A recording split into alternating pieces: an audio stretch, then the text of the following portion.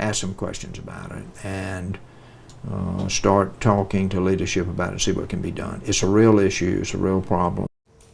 It's been 5 months since Representative Dale Washburn said this on camera. He was talking about the Juliette rail crossing. It's a crossing blocked by Norfolk Southern trains weekly and sometimes daily for minutes, even hours. Our 13 Investigates team started reporting on this story last fall, showing how the problem caused a public safety issue and delayed life-saving medical attention in some cases. After our interview in September, Washburn told Ashlyn Webb he planned to introduce a bill this year, but midway through this session, he hasn't. Ashlyn spoke to Washburn and asked what's the holdup in tonight's 13 Investigates. Representative Dale Washburn says he no longer is planning to introduce a bill. He stood by his statement in October saying Norfolk Southern blocking the crossing is a problem. But while it seems lawmakers have no solutions, people in the small town of Juliette say they're still wrestling with a problem. How has it been since we've interviewed? It hasn't changed. Still blocking the tracks for hours. Even just this morning, it was blocked.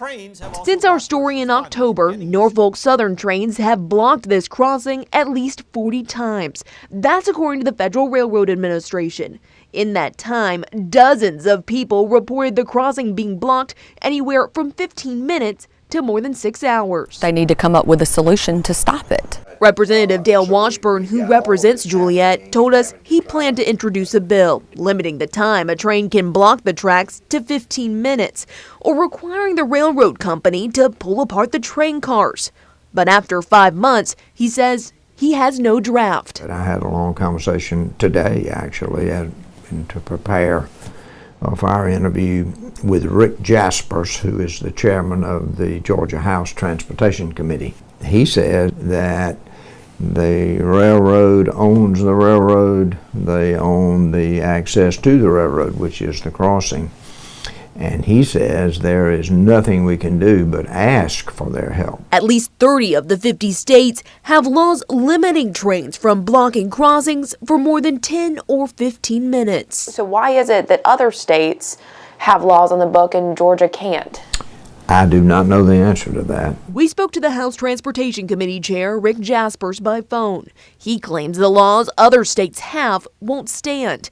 He says that's after an Ohio court ruled in August that states cannot prosecute railroads because federal law overrules state law. Now, Ohio and 18 other states are asking the U.S. Supreme Court to hear that case. But back to this. And we need to ask some questions about it and start talking to leadership about it, see what can be done. It's a real issue, it's a real problem. So did Washburn ever try to talk solutions with Norfolk Southern? I don't know that I called several times, but I did call, and I do know my contact with them. Now, I don't have extensive contacts with Norfolk Southern. I called the one person I knew to call. So one but call to be fair, one person? I did not call him repeatedly. I did make a call, but I did not hear back from them. Is it that big of a problem to your district then if you only called them once? Well, I mean, I've made a call and I didn't hear back from them. I think I'm trying to be responsive to this issue and this problem. We let people in Juliette hear Washburn's answers.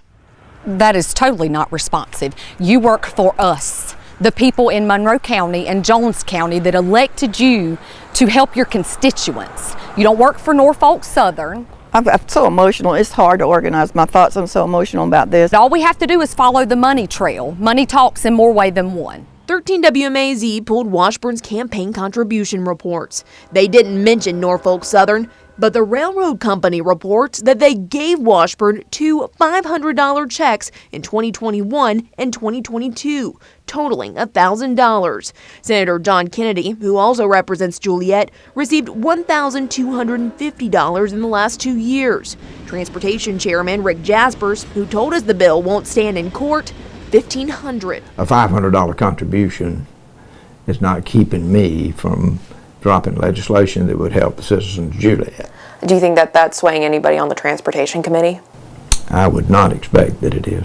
Once you accept money from somebody, you're partisan. Whether you really are or not, it looks that way. People in Juliette who deal with the blocked crossing say while politicians get a check, they're paying the price. It takes me an extra 30 minutes to go around So I'm paying for gas to drive 30 minutes plus my time. We're sick of the excuses. We want a solution now, yesterday.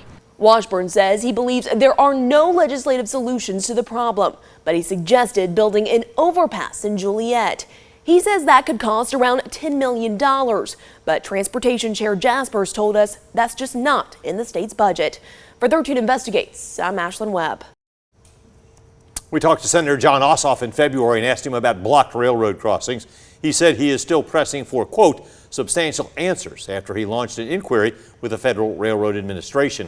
One of the crossings the senator mentioned was the troubled crossing in Juliette.